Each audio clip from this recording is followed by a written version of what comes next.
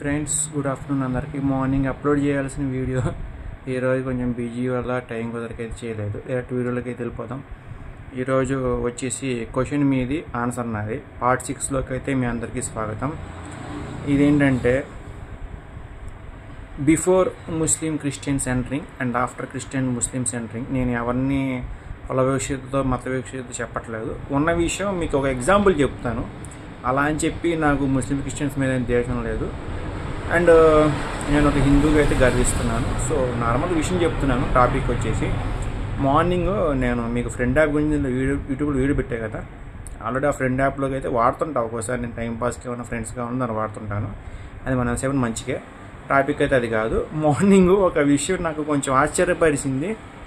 So అది కొంచెం ఇబ్బందికరంగా అనిపిస్తుంది అనమాట. మన ఇండియా ఎటైపోతుంది, అసలు మన ఇండియాలో హిందూ మతం అనేది ఎంతవరకు ఉంది అండ్ ఎంత నాలెడ్జ్ మన ఇండియన్స్కి అండ్ మెయిన్గా హిందూస్కి ఉందని మార్నింగ్ కొంచెం అర్థమైందనమాట. నేను ఆ పర్సన్ పేరు చెప్పనులేండి, ఎందుకంటే చెప్పి వాళ్ళని బ్యాడ్ చేయడం అండ్ వాళ్ళని ఎగతాళి చేయడం నాకు ఇష్టం లేదు. మెయిన్గా దీంట్లో మనం గమనించాల్సింది ఏంటంటే లక్ష్మీ నరసింహస్వామి మనకు అందరూ తెలిసిందే. ఆయన్ని మనం లక్ష్మీనారాయణ అని కూడా అంటాము. ఆయన విష్ణుమూర్తి పవర్ఫుల్ అవతారం అనమాట. ఆయన ఎందుకు అవతారం ఎత్తారు ఇవన్నీ చెప్పుకుంటా పోతే ఒక షార్ట్ సరిపోదు. సో మామూలుగా మనము డైరెక్ట్ టాపిక్లోకి వెళ్ళిపోదాం. మార్నింగ్ ఒక డిస్కషన్ వచ్చి మామూలుగా లక్ష్మి గారు ఏదైతే ఉంటారో మహాలక్ష్మి అవతారం, ఆవిడ వెంకటేశ్వర స్వామి వైఫ్ అని ఒకళ్ళు అన్నారు, ఒక పర్సన్ అయితే అన్నారు. నేను ఆ క్వశ్చన్ మామూలుగా సబ్స్క్రైబర్ ఎనిమిది అడిగారు.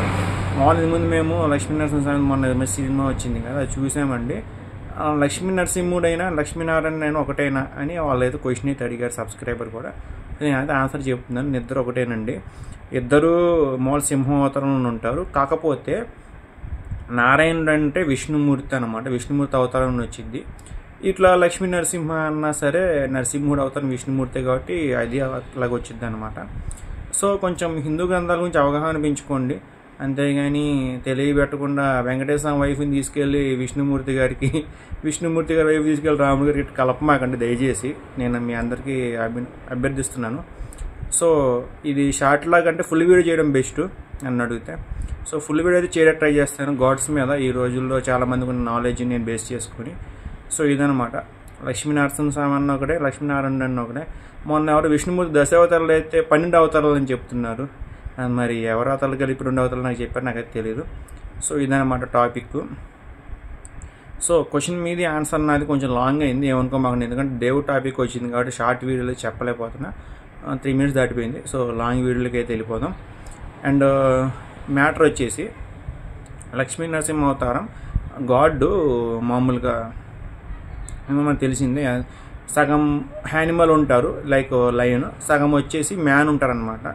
ఆయన అవతారం అది చేశారన్నమాట. రాక్షసులను చంపడానికి ఎన్ని అవతారాలు ఇస్తారు, మాక్సిమం 9 అవతార్స్ రాక్షసులను చంపడానికి ఉంటాయి. అన్నిట్లో పరశురాముడు అవతారం కావచ్చు, లక్ష్మీ నరసింహ అవతారం కావచ్చు, అండ్ మత్స్య అవతారం కావచ్చు. మత్స్య అవతారము కొంచెం ఫేమస్. టాటాయిస్ అవతారం కావచ్చు. అండ్ ఇప్పుడు విశాఖపట్నంలో ఉన్న వరాహి అవతారం కావచ్చు. ఇట్లా రకరకాలు ఉన్నాయి అన్నమాట. చెప్పుకుంటూ పోతే విష్ణుమూర్తి గారి 10 అవతారాల గురించి చెప్తే ఇంకా లాస్ట్ అవతారం కలికి, అది మరి ఎప్పుడు వస్తుందో మనకైతే ఎవరికి ఐడియా లేదు. ఇదన్నమాట టాపిక్. సో ఇంత మించి ల్యాగ్ తెలుసుకోలేదు. ఈ అన్నిటి మీద నేనైతే ఫుల్ వీడియో చేస్తాను. ఫుల్ వీడియో కావాలంటే ఖచ్చితంగా కామెంట్ సెక్షన్లో ఫుల్ వీడియోని ఆస్క్ చేయండి. Thank you so much.